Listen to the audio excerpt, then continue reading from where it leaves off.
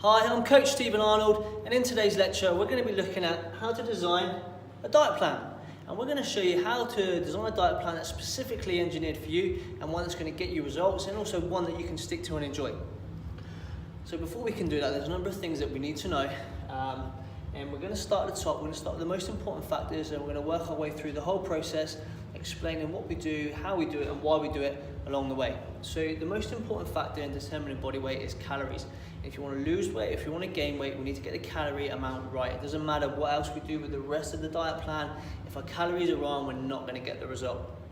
How we establish the amount of calories that you require is just by doing a simple calculation. And this is the first thing that you need to do. And the first piece of information that we need is a rough estimate of your body weight. So don't just guess and think, oh, I used to be 76 kilos 3 years ago. Just go and jump on a set of scales, take your shoes off, and make sure you just got minimal clothing on. So we have got an accurate reading of where your body weight is. And then just bear in mind that there are going to be variances between different sets of scales, but it's not an absolute. It doesn't need to be an absolute. We just need a pretty good, close estimate to where you are, but it doesn't need to be absolutely perfect. Some scales are going to be different, so don't over sweat it. Once we have your body weight in kilograms, we're going to do a little equation which will give us the total calories that are required. So we're going to go, for me, take myself as an example, I'm 90 kilos, and we're going to times your body weight by 22. That's going to give us a number, and then from there we add in an activity multiplier.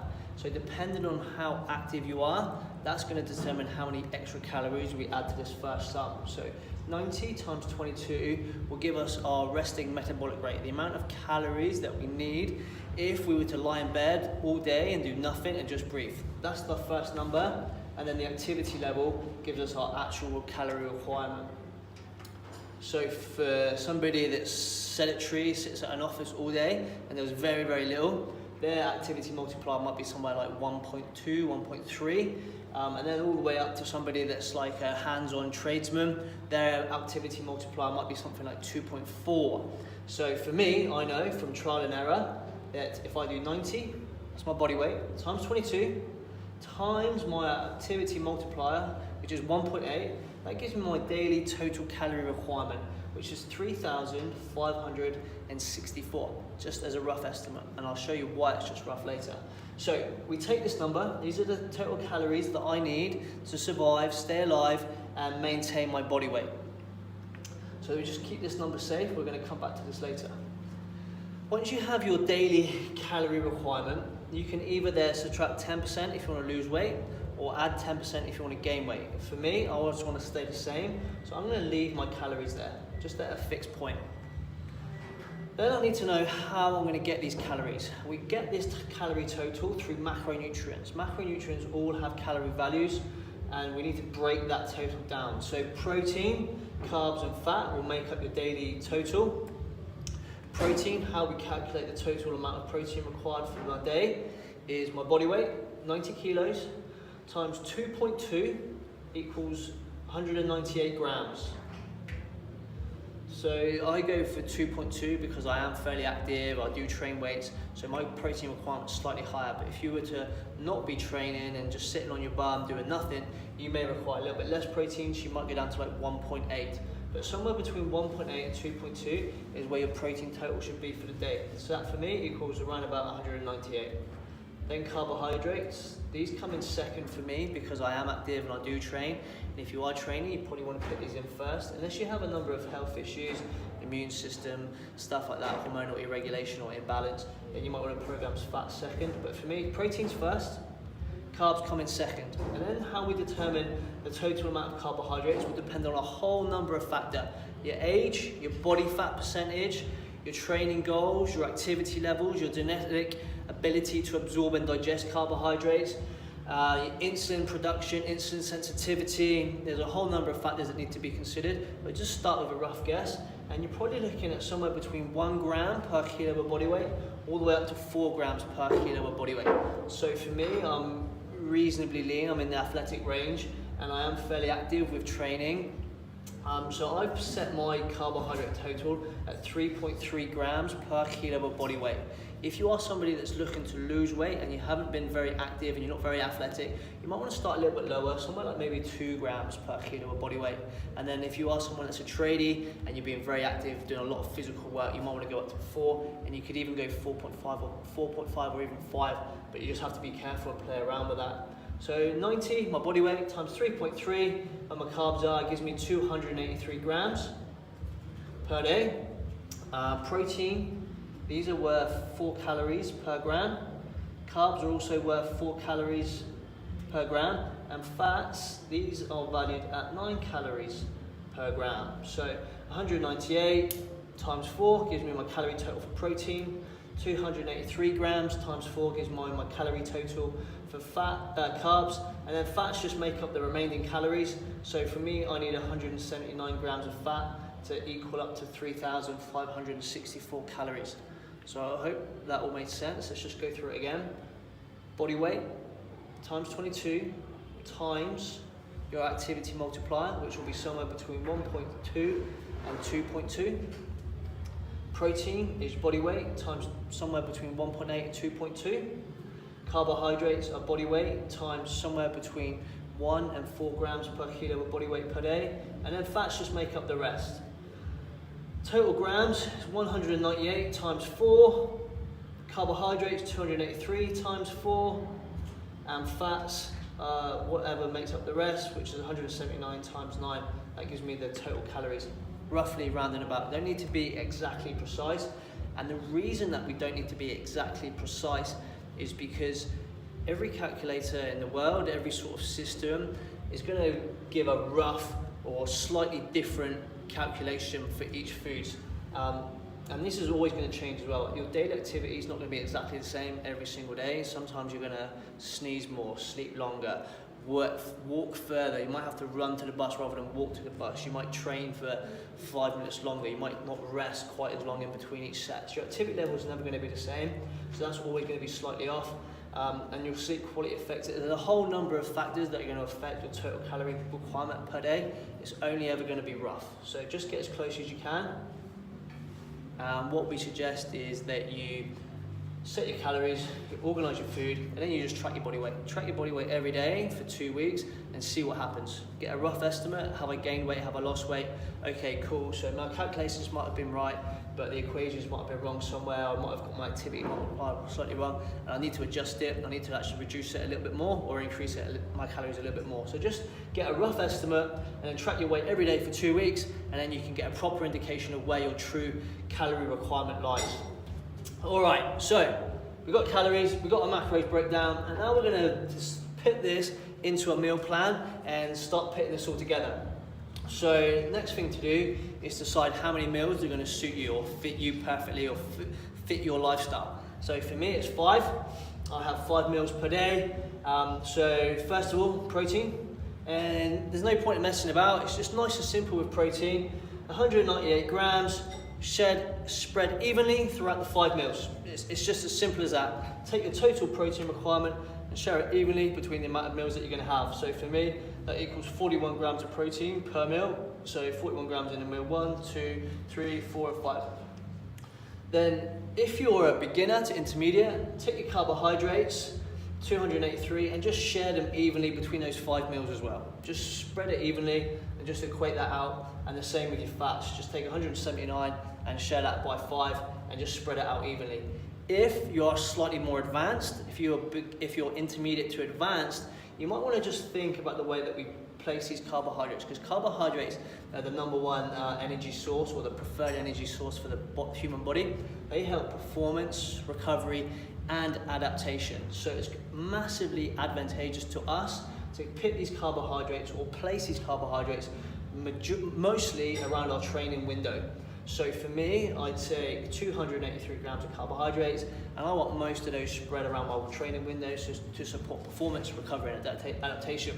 So meal 1, 41 grams of protein, 75 grams of carbs. Meal 2, 75 grams of carbs after training as well, and then I get another 75 grams in meal 3 as I'm still recovering and I'm still in that recovery window. And then as we get later on in the day, I spread out what's left, which is 29 in meal 4 and 29 grams in meal 5 as well. There's less requirement for the carbohydrates here, and there's less chance of these getting uptaken into the muscle cell for me outside of this training window. So the majority come in here, and then we just back off a little bit towards the end of the day. But like I said, if you're a beginner and intermediate, don't worry about that, because training performance, recovery and adaptation isn't our main priority. It's just sticking to a meal plan, making it nice and easy, getting into routines and habits, and just spreading them out evenly is still going to give you fantastic results. As you become more advanced, results become harder to come by, so you need to manipulate these small variances to give you every little bit of assistance that you can. All right, then that leaves fats, 179 grams, and what we want to do is you're going to get some fat residuals from the protein and the carb sources. So we end up with about 4 grams in meal 1, 2 and 3. This just comes from the protein and the carb sources. There is a little bit in there as well. And also we want to keep fat to a minimum around that training window, because fat's going to slow down the absorption rate from the carbohydrates. So for me, it's protein 41, carbs 75, fat 4 grams of fat in meal 1, 2 and 3, and then the remainder of the carbohydrates get spread out evenly between the last meal, which is quite fat heavy, but it's 85 grams of fat in meal 4 and in meal 5 as well. Okay, so we have the nutrient timing and the macro breakdown per meal. Now, how do we actually get that in? How do we actually achieve that? So how we're going to get 41 grams of protein is from 46 grams of whey protein. In meal 2, we're going to get 41 grams of protein from 180 grams of raw chicken in meal 2. In meal 3, it's 180 grams of raw chicken in meal 3. In meal 4, it's 167 grams of raw pork, because pork has a slightly higher protein content per gram than chicken.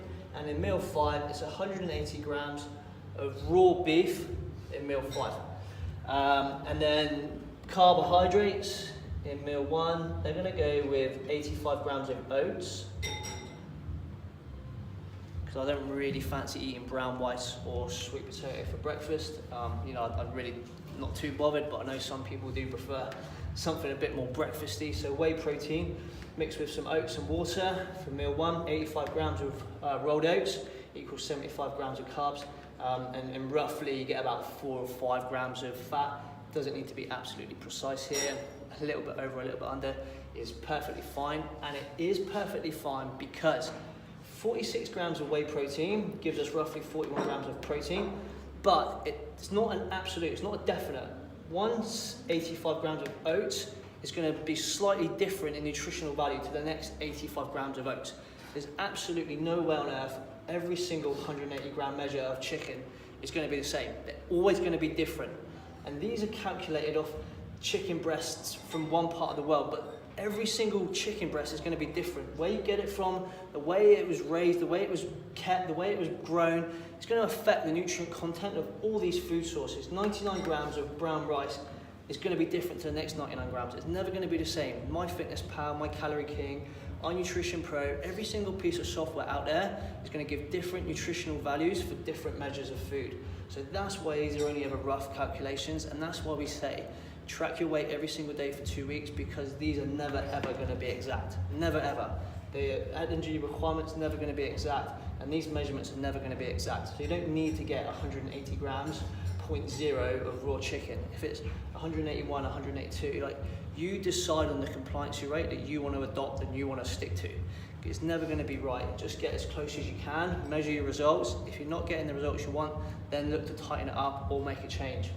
So anyway, 41 grams of protein, 75 grams of carbs, 4 grams of fats, comes from 46 grams of whey protein, 85 grams of oats. Meal 2, I've gone with 180 grams of chicken, 99 grams of raw brown rice. So when you cook this, and that's why I say raw, because the way that you cook it is going to alter the weight. You know, depending on how much water this brown rice absorbs, depends how much you cook the chicken, it's going to affect it. So take your measurements as raw measures. In meal 3, it's 360 grams of sweet potato. Meal 4, I'm getting my 41 grams of protein, 29 grams of carbs, and 85 grams of fats from 167 grams of pork, 89 grams of Brazil nuts, a piece of fruit and some vegetables. So I might go with a banana, and then like carrot, zucchini, lettuce, carrots. What else would I have in there? Some tomatoes. Chop all those veggies up, get some nice big serves of veggies, and the same in here as well. I'm gonna put some leafy greens in here, because all these foods are really high in micronutrients. And micronutrients don't have a very high, or they have almost zero nutritional value in terms of macronutrients, but they are essential for achieving optimal health. So we want to make sure that we're getting plenty of greens in, plenty of veggies. And the last meal of the day, I've gone with 41 grams of protein, 29 grams of carbs, 85 grams of fat, from 180 grams of beef, 89 grams of Brazil nuts, a piece of fruit, and a large serve of veggies. That's a meal plan that I could stick to, and I could use that all year round, and that would help me maintain my weight. If I wanted to gain weight or lose weight, I would just adjust this slightly and manipulate my energy sources. Protein stays fixed. I would just start manipulating carbs and fats a little bit, first of all, to help me start losing weight.